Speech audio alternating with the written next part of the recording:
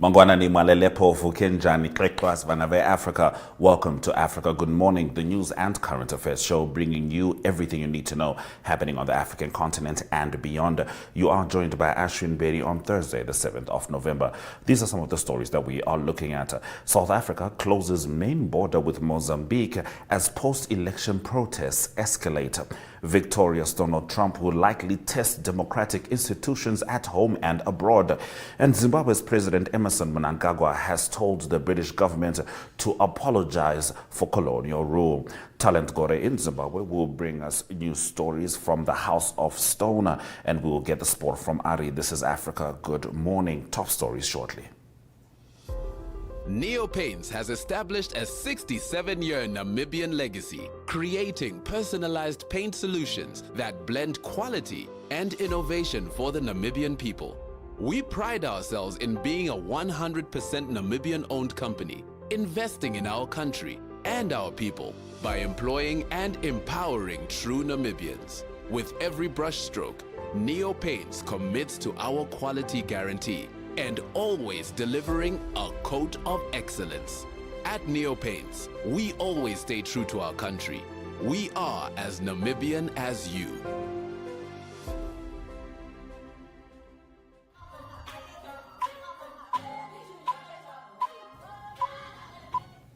In our top stories, South Africa has temporarily closed its main border crossing with Mozambique over safety concerns, its border authorities said yesterday, as protests against last month's disputed election in Mozambique continued to escalate.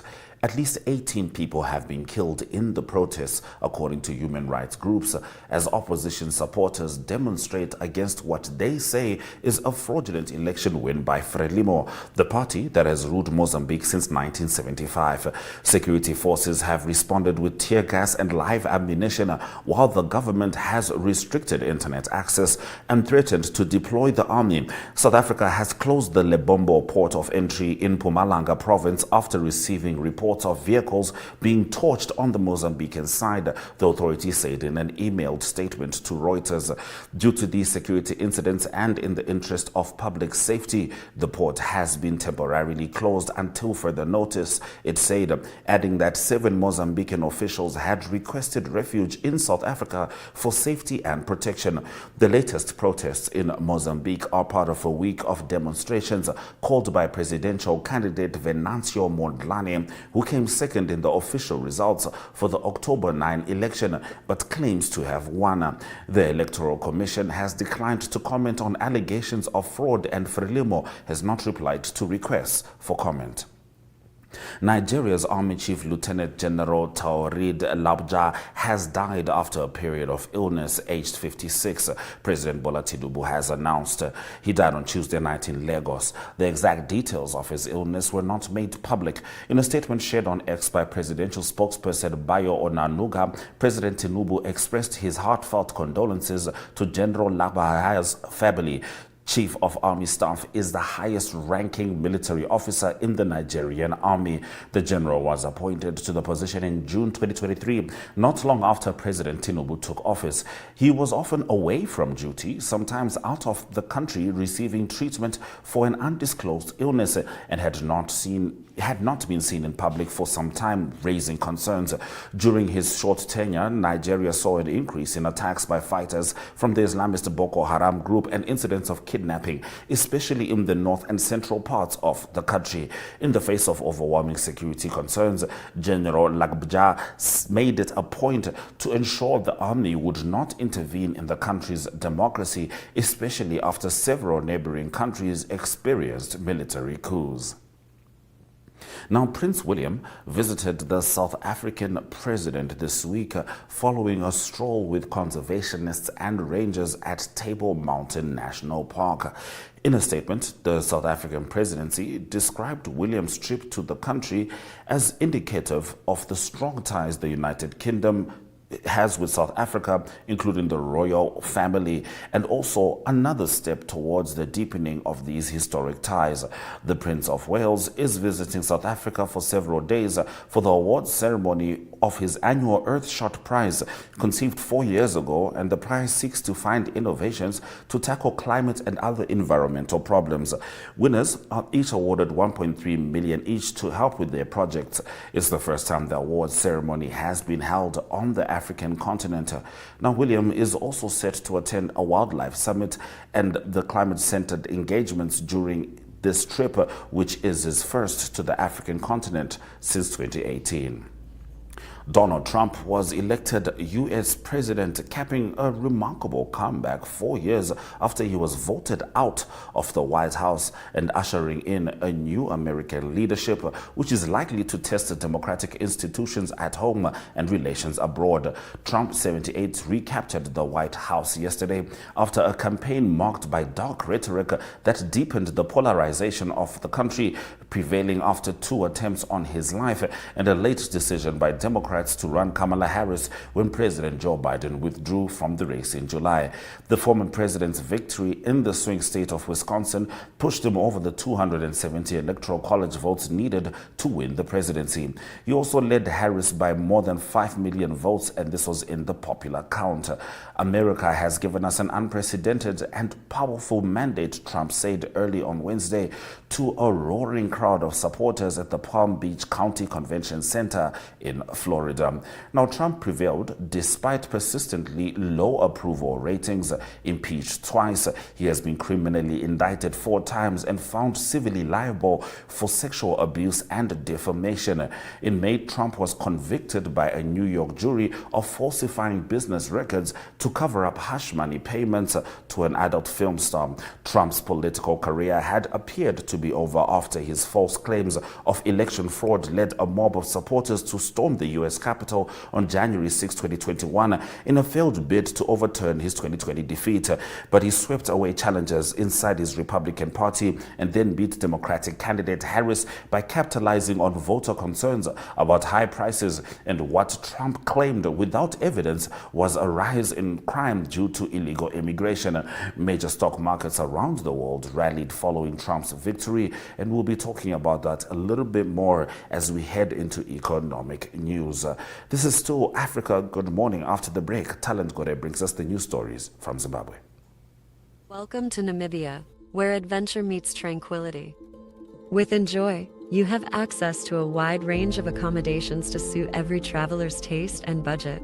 Experience the finest dining and hospitality Namibia has to offer. Booking your dream accommodation is just a few clicks away with Enjoy. Join thousands of happy travelers who have trusted Enjoy for their Namibian getaway. Your gateway to unforgettable Namibian adventures.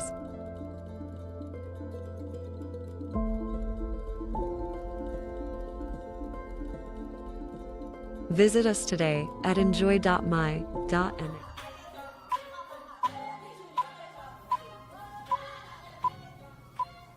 Talent, Wamuka say, how is it in Zimbabwe?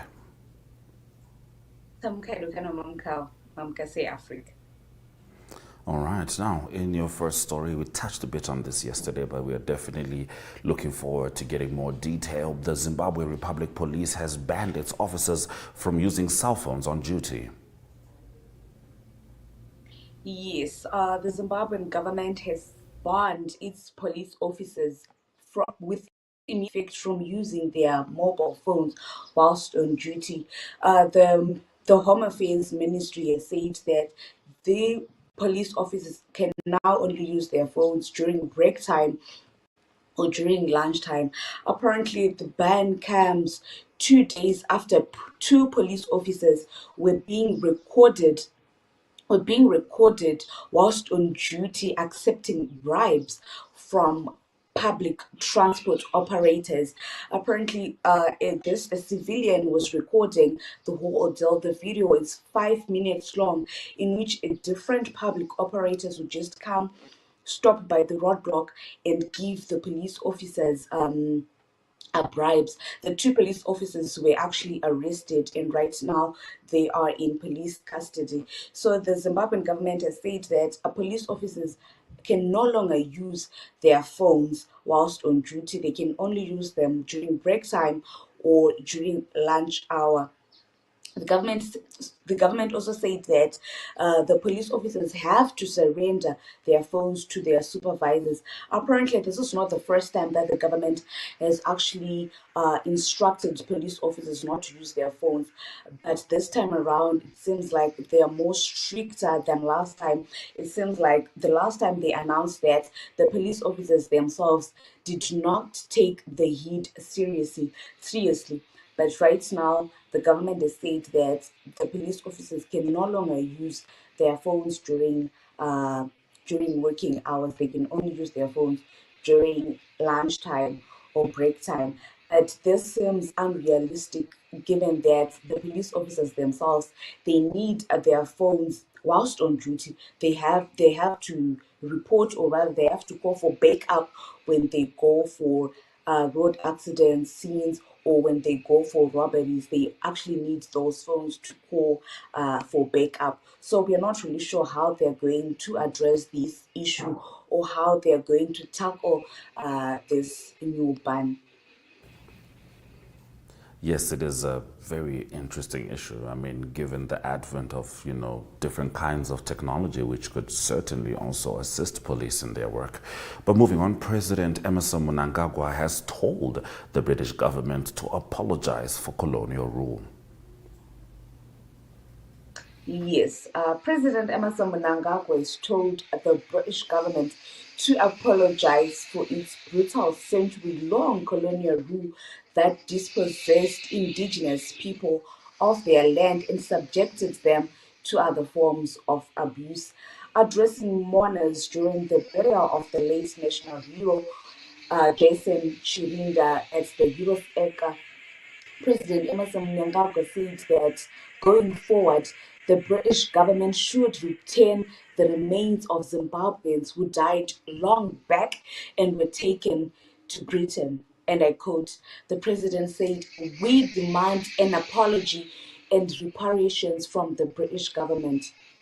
We must never despise who we are as a people, or look down on ourselves, or conform to the negative narratives about us being peddled by detractors." Apparently, Zimbabwe has on several occasions begged the British government to repatriate remains of its fallen heroes that were taken and are actually in British museums in London, but that has not been done. I think only once have they returned something, but ever since then, the government has been going on and on and on about the British government returning the remains of Zimbabwe's fallen heroes, which were taken to Britain, which are actually in display in British museums. So this is not the first time the president has actually demanded for the return of these for remains of these heroes. He has been going on about it for quite a long time now, and it seems like nothing tangible is happening in regards to that issue. Thank you very much, Talent Gore, for bringing us the news stories as they are from Zimbabwe. Yeah. All right, let us swing over to the weather predictions.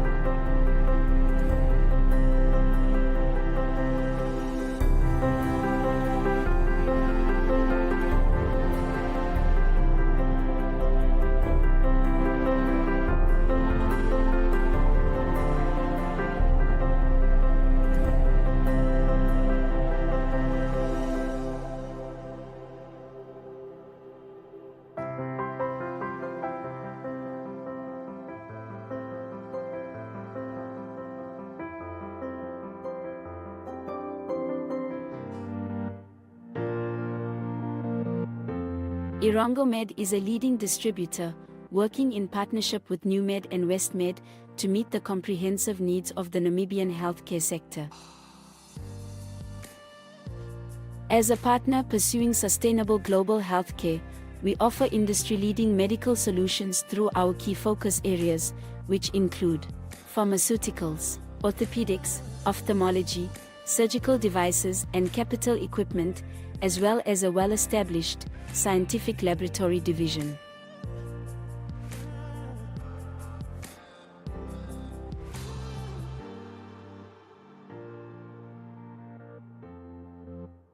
In healthcare, Irongomed is committed to making a difference. What about you?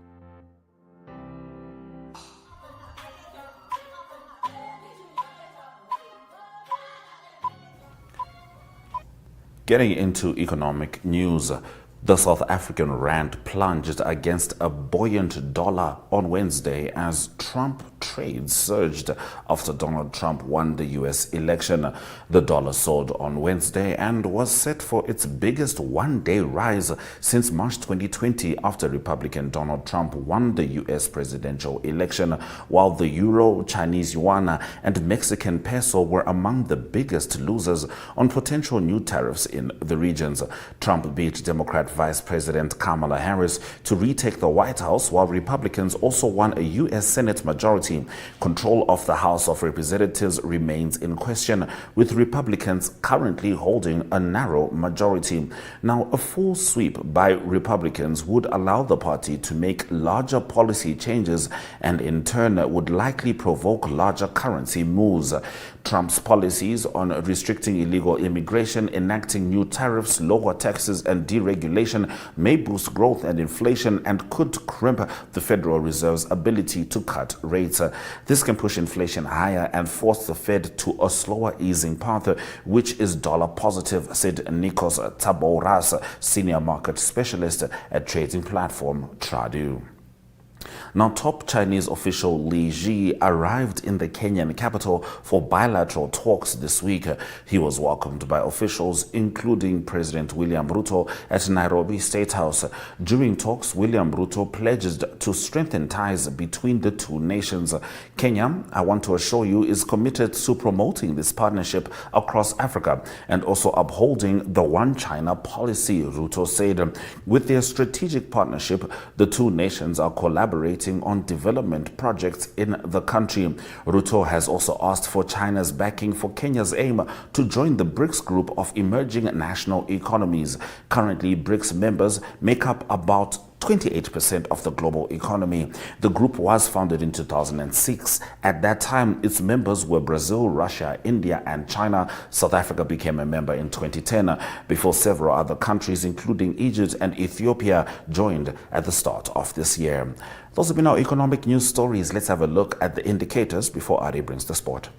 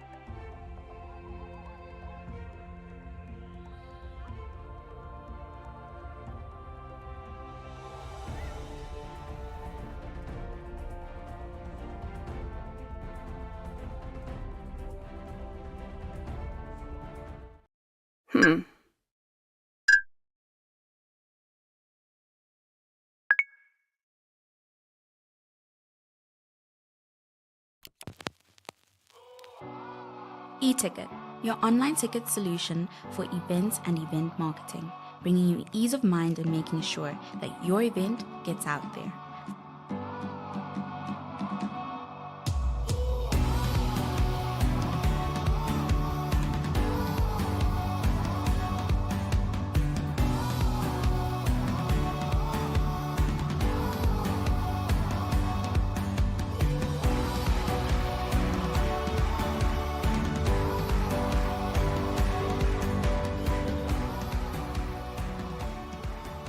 For more information, contact events@nmh.com.na.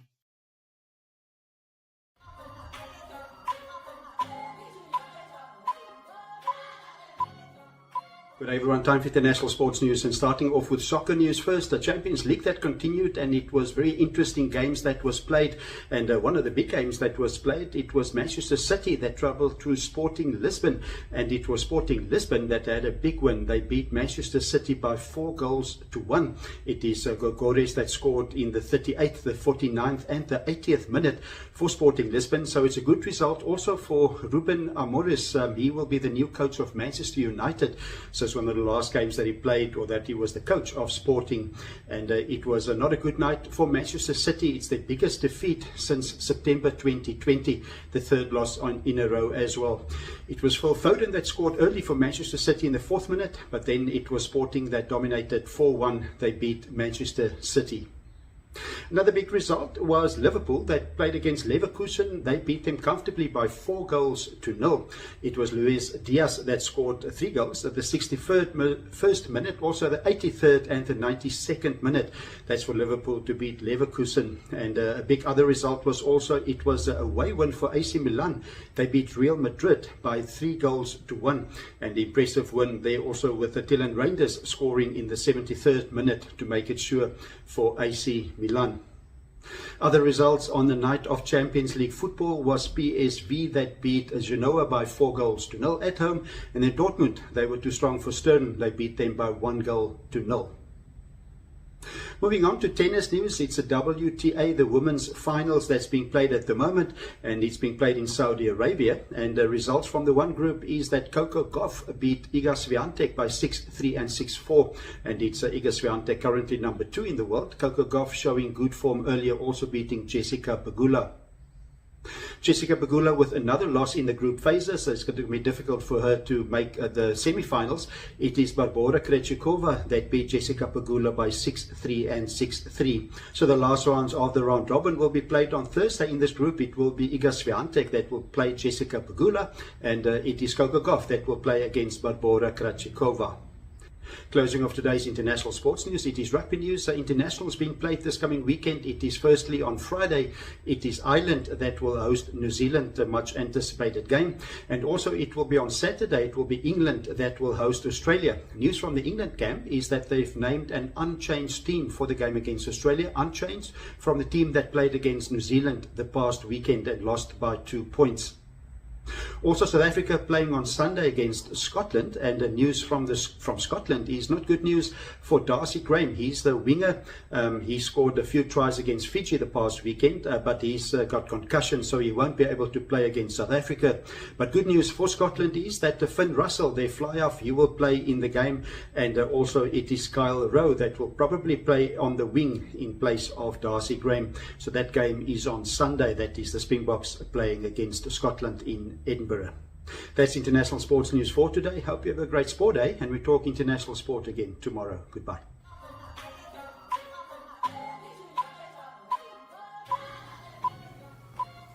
Thank you for staying with Africa. Good morning. Let's have a look at the highlights from the broadcast. South Africa closes main border with Mozambique as post-election protests escalate. Nigeria's army chief dies aged 56. Dollar soars, euro tumbles as Trump wins U.S. presidential election.